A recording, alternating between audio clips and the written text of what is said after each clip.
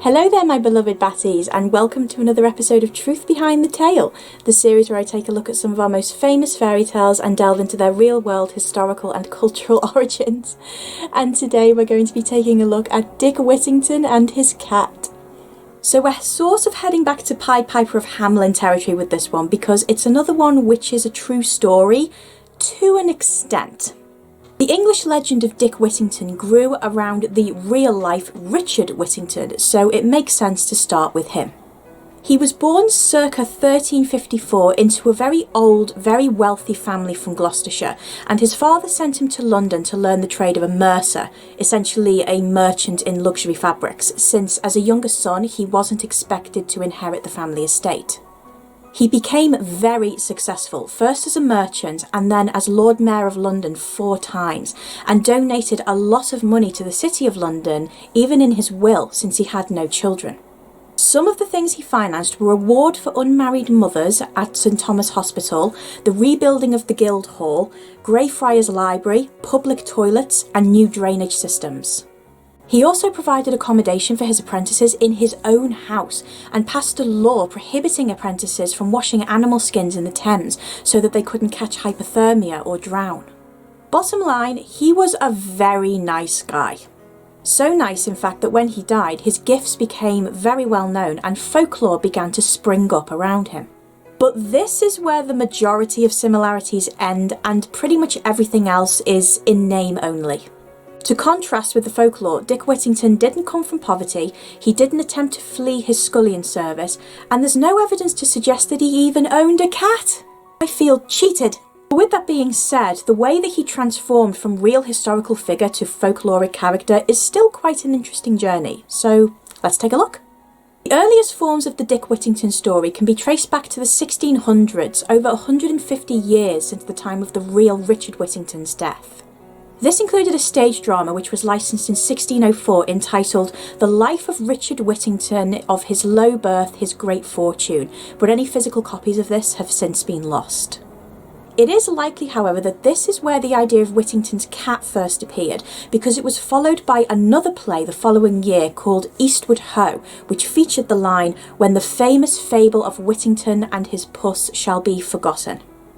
As a result, Eastward Ho is the earliest surviving literary reference of the cat being connected to Whittington. How the cat came into the legend at all is a bit of a mystery, but the 19th century translator Henry Thomas Riley suggested that it may be a corruption of the French word achat, meaning purchase. There did exist a small portrait of the real Whittington with a cat, which was kept at the Mercer's Hall in London, but again this has since been lost. Another picture, an engraving this time, also existed by Reginald Elstrack, but this can't be definitively dated. Interestingly, this image first featured Whittington with his hand upon a skull, but in later printings it was changed to a cat, probably so that the public would be more willing to buy it. The general assumption, based on all of this muddied evidence, is there probably never was a cat. Around the same time as Eastward Ho, a now lost ballad existed as part of the Stationers' Register, recording a ballad called The Virtuous Life and Memorable Death of Sir Richard Whittington, Mercer, sometimes Lord Mayor of the Honourable City of London. Another from 1612, written by Richard Johnson in 17 octaves, is the earliest surviving complete text of the legend. This was followed by the earliest known prose version, a chapbook written in 1656 by Thomas Heywood, and was entitled The Famous and Remarkable History of Sir Richard Whittington.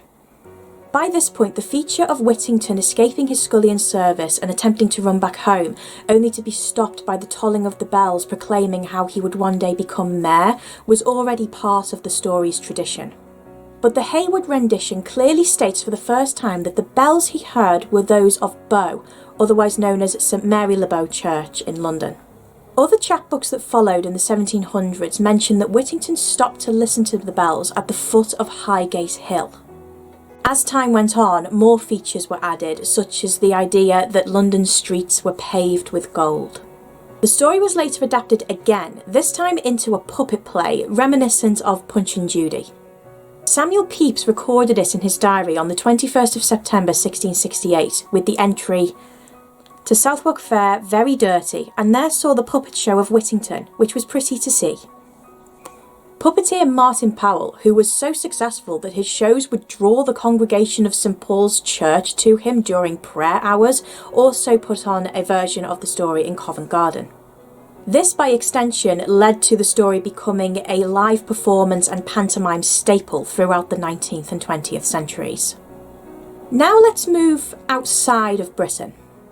There are a couple of similarities to the Dick Whittington tale found across Europe, which tend to be of medieval origin, and it's been suggested that these may have fused with the story of the real-life Richard Whittington in order to give us the story that we know today.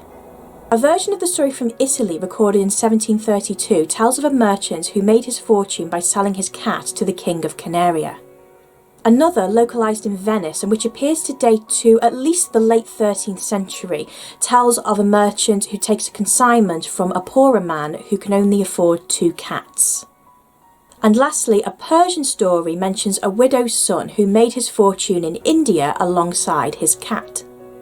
This was set in the 10th century, but recorded in a 14th century chronicle.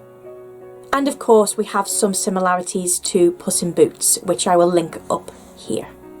The legend of Dick Whittington continues to survive in Britain and has been retold countless times.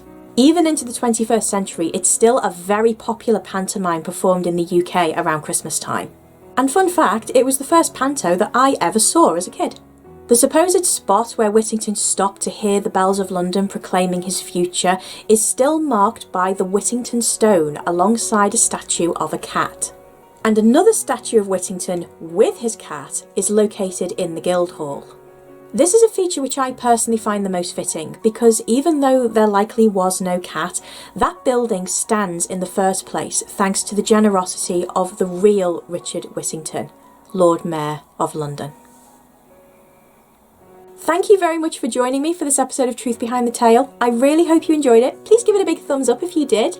And please don't forget to leave me a comment and subscribe to the channel if you haven't already. It would be great to have you as part of our little Batty family. Also, don't forget to head on over to my website and sign up for my newsletter so you can get your free starter library and monthly updates sent straight to your inbox. And if you enjoy what I do, then please consider supporting me on Patreon so I can continue to bring you novels, short stories and videos. Special Patreon shout out to my phenomenal Batty, Mariletti Blackrose. Thank you so much for your support. Thank you for watching, have a wonderful day, stay safe, and I'll see you all again very soon in another video. Bye! What is it with all of these old manuscripts and their snappy titles? We have a new printing press, use all the words! Oh, English, you wonderful monster. I think the earliest Tom Thumb titles still take the cake though. It's Mia, wait.